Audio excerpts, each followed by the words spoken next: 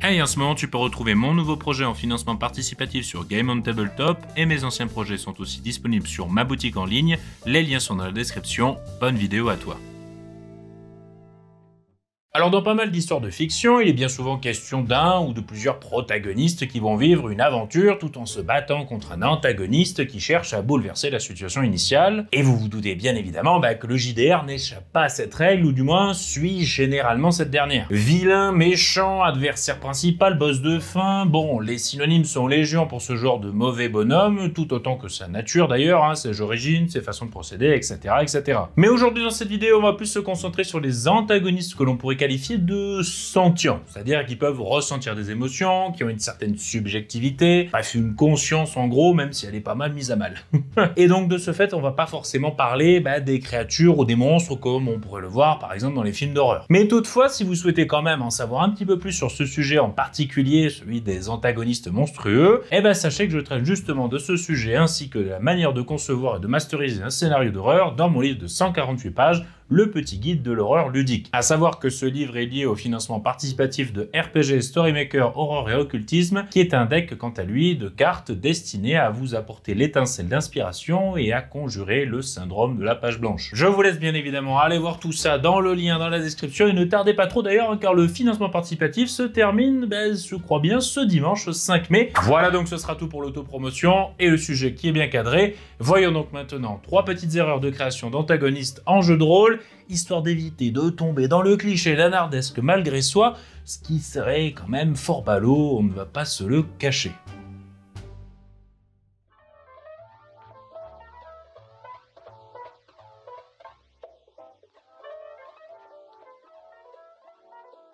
Bon alors on commence en quelque sorte avec l'éléphant dans la pièce, comme le disent les Anglais, le fait qu'un antagoniste soit purement et simplement méchant de manière complètement gratuite, sans aucune motivation ou but derrière. Le méchant.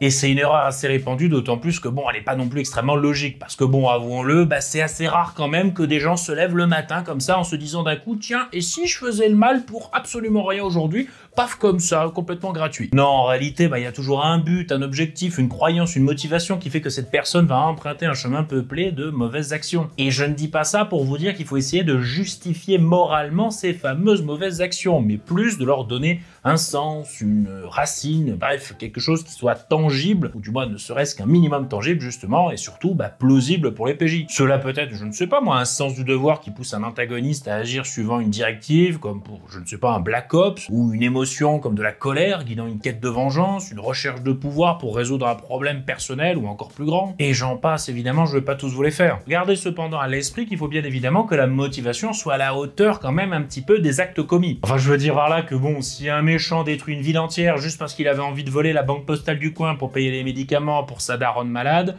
il y a une légère disproportion, vous comprenez bien. En gros, il faut juste que ça ne sorte pas bêtement de nulle part et que les joueurs puissent comprendre assez facilement le cheminement de pensée qui a conduit l'antagoniste sur cette voie et pourquoi il en est arrivé à faire usage de méthodes aussi radicales. Alors attention aussi sur ce point précisément, le but c'est de faire comprendre aux joueurs comment le méchant en est arrivé là, et pas de forcer considérablement pour essayer de le rendre sympathique malgré tout, ou bien d'essayer d'arracher comme ça aux joueurs une quelconque pitié. Je vous dis ça parce que j'ai déjà eu un petit peu ce ressenti dans certains films. Bon, je vais pas vous en donner de titre en exemple particulier, car c'est quand même très personnel comme ressenti, mais juste ne forcez pas trop en tant que MJ, voilà, c'est tout. Laissez les joueurs prendre en pitié l'antagoniste s'ils le souhaitent, ou pas du tout, la décision leur appartient complètement. Au-delà de ça, il faut s'arranger aussi en tant que maître du jeu pour que l'antagoniste soit en quelque sorte le héros de sa propre histoire. Dans le sens où lui aussi a vu son passé bousculé par un élément perturbateur qui l'a amené ensuite à vivre des péripéties pour finalement essayer d'accéder à un moyen de s'en sortir ou de triompher. Un bon exemple de pareil concept serait celui de Thanos dans le film Avengers Infinity War, où on se rend compte qu'en tant que spectateur, on suit plus le cheminement de ce dernier pour obtenir les différentes pierres d'infinité tout du long du film que celui des héros à proprement parler. Des péripéties qui nous font voir ce qu'il sacrifie, ce qu'il endure dans le but de parvenir à ses fins, qui ne sont pas plus louables pour autant, hein, mais au moins, c'est véritablement le héros de sa propre histoire à proprement parler. Et pour s'inspirer d'un autre personnage de fiction, il y a aussi une citation que j'apprécie tout particulièrement de Johnny Silverhand dans le jeu Cyberpunk 2077, où il dit que c'est là toute la tragédie de l'existence, puisque tout le monde finit par être victime des bonnes intentions des autres. Une citation qui est tout à fait applicable pour le cas de Thanos d'ailleurs, hein, car oui, toute son idée de tuer la moitié des gens de l'univers partait d'une bonne intention en somme, celle de sauver justement ce même univers d'une surexpansion. C'est juste que les méthodes pour y parvenir étaient profondément anti-héroïques. Et il finira justement par être lui-même victime des bonnes intentions des héros qui ont été eux-mêmes victimes de ces bonnes intentions, entre guillemets. En faisant ainsi, vous ne ferez que renforcer le côté plausible de la méchanceté de votre antagoniste et éviterez que ça ne sorte purement et simplement de nulle part. Et pour finir sur ce point de la méchanceté gratuite, j'aimerais juste parler d'une scène en particulier qui est un peu, mais alors, vu et revu, mais tellement vu et revu dans beaucoup trop de films, tellement d'ailleurs je trouve que ça en devient un gimmick du nanar, à titre personnel. Celle, vous savez, où l'antagoniste tue un de ses subordonnés comme ça sur un coup de tête, tout ça pour montrer au spectateur qu'en tant que méchant, il est vraiment méchant, quoi. Ouh là là. Juste voilà, hein, évitez ce genre de scène. Je vais pas rentrer dans le détail en vous disant que c'est pas logique, tout ça, parce que ça dépend du contexte de votre histoire, bien évidemment. Mais juste que, c'est atrocement cliché et extrêmement surexploité dans beaucoup trop de films. Donc essayez juste de vous en détacher de ce fameux cliché. Voilà, c'est pas vraiment compliqué. Alors une autre erreur que l'on peut commettre avec son antagoniste, c'est celle de le faire apparaître trop tôt, ou du moins de le dévoiler au joueur très rapidement dans l'aventure. Alors attention, je tiens quand même à nuancer ce conseil quand je dis trop tôt. Comprenez bien que je ne peux pas vous donner une estimation temporelle, puisque cela est dépendant de la longueur de votre campagne. Et aussi quand je parle de dévoiler, je pense plutôt à une rencontre directe, en face à face, quoi, pas forcément dans un combat, je dis pas ça, mais en gros quand les PJ rencontrent physiquement le méchant de l'histoire. Alors pourquoi ça peut être problématique? Bon, attention, je dis bien peut-être, car c'est pas toujours le cas, mais juste que ça reste une possibilité à laquelle on s'expose en faisant ainsi. Et tout simplement parce que si les joueurs ont directement accès à une trop forte proximité avec l'antagoniste, vous allez dans un premier temps perdre grandement en suspense et en tension narrative, puisque les joueurs vont déjà pouvoir poser un visage ou du moins une apparence sur celui qu'ils vont devoir combattre. Et d'ailleurs, au passage, le fait de masquer l'antagoniste le plus longtemps possible, c'est une mécanique extrêmement utilisée justement dans les histoires d'horreur. Tout simplement parce que cela laisse l'opportunité au spectateur d'imaginer le pire et de basculer comme ça dans une sorte de paranoïa en extrapolant l'influence de l'antagoniste inconnu. À tel point que l'on est presque soulagé de voir la menace enfin se dévoiler sur l'écran. Un peu comme dans le film Alien, le 8e passager, où on passe un bon moment du film à se demander à quoi ressemble vraiment la bête tout en s'attendant à la voir surgir du moindre recoin du vaisseau. Et au-delà de cette perte en tension narrative, dévoiler le méchant trop tôt donnera aussi l'impression au groupe que celui-ci n'est pas si inaccessible que ça en fin de compte, ce qui le rendra un peu moins menaçant in fine, vous comprenez bien. Et pour couronner le tout, si vous faites ça plusieurs fois, ces fameuses petites apparitions du méchant, cela en plus ça peut donner aux joueurs l'impression qu'ils n'ont pas vraiment d'influence sur l'histoire et que les événements se déroulent purement et simplement sur des rails. En plus, vous de votre côté en tant qu'MJ, devoir justifier à chaque fois par quelques Deus Ex Machina bien sentis le pourquoi du comment le méchant ne les tue pas à tel instant précis, ou pourquoi il parvient à s'enfuir à chaque coup. D'ailleurs sur ce sujet, le fait de retarder au maximum la rencontre avec l'antagoniste, ça permet aussi d'éviter la fameuse scène aussi cliché que gênante, où celui-ci s'enfuit, vous savez, en maudissant les joueurs, là, le famoso « Je reviendrai me venger !» Bon ok, si vous êtes dans un scénario parodique, ça peut être une scène très rigolote, je dis pas, mais à contrario, ça se voit à 100 km que vous voulez pas que votre antagoniste décède avant l'affrontement final que vous avez prévu. Vos joueurs ne seront pas dupes, je vous le dis de suite, voilà. Alors bien évidemment, il existera toujours des exceptions qui vont aller à l'encontre de ce petit conseil.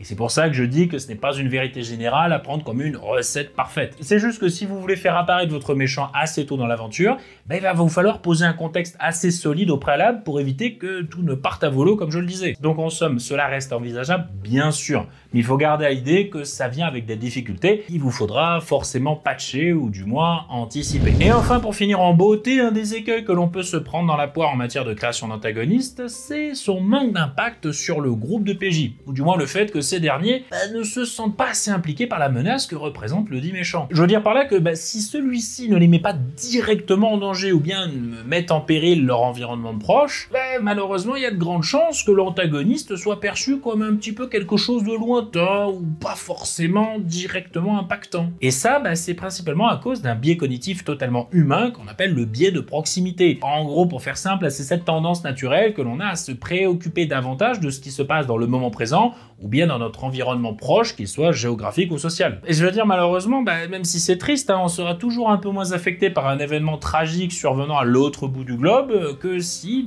ces mêmes événements tragiques survient dans notre village de résidence ou dans notre cercle social proche. Bon, on va pas creuser plus loin l'aspect psychologique de la chose, retenez juste qu'il faut que la menace ait un impact plus ou moins direct sur la vie des PJ, si vous voulez qu'ils se sentent un minimum concernés par cette dernière. Et pour ce faire, les méthodes sont nombreuses, Vous pouvez bien sûr faire en sorte que l'antagoniste les menace directement, bon ça c'est le classique, ou bien des PNJ qu'ils aiment bien, voire même qu'ils en tuent, pourquoi pas, ou encore qu'ils détruisent un endroit qu'ils apprécient, etc., etc. Ou cela d'ailleurs peut aussi prendre son ancrage dans les backgrounds des PJ. En effet, l'antagoniste pourrait être un responsable, je ne sais pas, de la ruine d'une famille d'un des PJ, d'une ville natale d'un autre PJ, ou d'une organisation à laquelle un ou plusieurs PJ seraient rattachés. Il pourrait aussi partager un passé commun avec eux, comme un ancien mentor devenu maléfique, un membre de la famille corrompu, ou un rival de longue date, je ne sais pas. En bref, trouver un moyen pour atteindre les personnages du groupe en plein cœur de ce qui leur est cher. Et cela peut bien sûr s'additionner avec une menace plus générale, comme la destruction du monde, ou l'anéantissement de toute forme de vie, etc., etc. Je vais vous donner un exemple rapide sur ce point, Admettons que, vous faites un grand méchant qui souhaite détruire le monde. Bon, restons simples.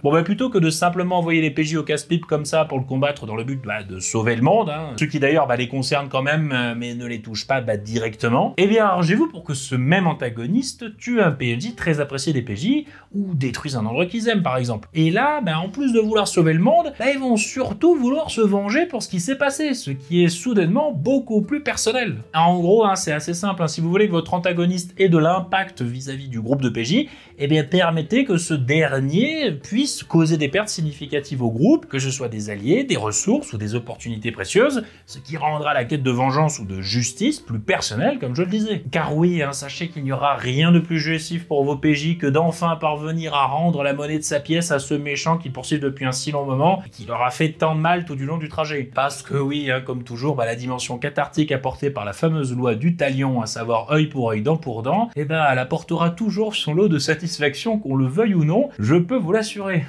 Et bon, si en plus de ça, ils peuvent sauver le monde au passage, c'est que du bonus, voilà. Bon, alors des conseils ou des petites erreurs comme ça à éviter dans la création d'un antagoniste, il en existe comme d'habitude tout plein d'autres, si vous imaginez bien. Sans doute il y aura assez de matière d'ailleurs pour une deuxième vidéo, si jamais celle-ci vous plaît suffisamment, bien sûr. Quoi qu'il en soit, j'espère sincèrement que cette vidéo vous aidera à créer des antagonistes mémorables pour vos parties en devenir, et que vous vous amuserez bien sûr avec vos amis dans le process, car je le rappelle, cela restera toujours l'essentiel à bien garder en tête, car après tout, le jeu de rôle c'est un loisir avant tout. Et pour ma part, ça sera tout pour cette vidéo. Vous connaissez la rengaine. Je vous dis à dans une prochaine vidéo. C'était le Scénarurgien. À ciao, bonsoir, les studios.